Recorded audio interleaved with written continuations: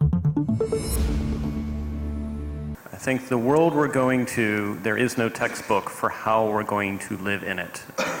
At the same time, we have to figure out how do we actually do exactly that. How do we experiment with the fact that IT is everywhere, that it's everything from the Internet of Everything, and we're going to go from 14 billion network devices in 2015 to 50 billion on up in 2020. That the amount of data on the planet is doubling every 2 years, such by the time you get to 2022, there's going to be more data on the face of the planet than all human eyes see on the planet in the course of a year. There's no textbook for that. That's exponential change.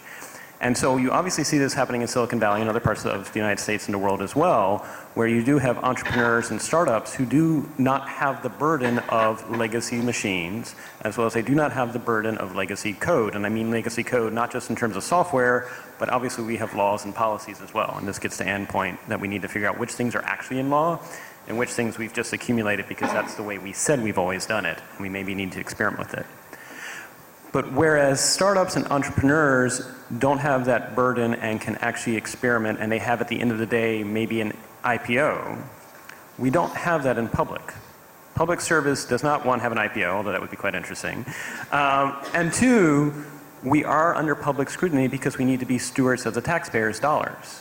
And so where fail fast and fail often might work for some not in public service, I think if any one of us start failing too much, maybe after the second time, we're probably out of a job.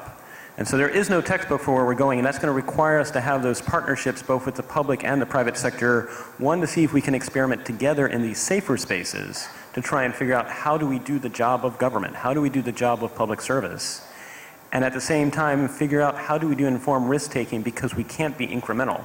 Some of the things, if we are incremental, we'll not be able to catch up. And so we really have to think about how do you do informed risk-taking, be bold, build coalitions, protect your team, but at the end of the day, move forward.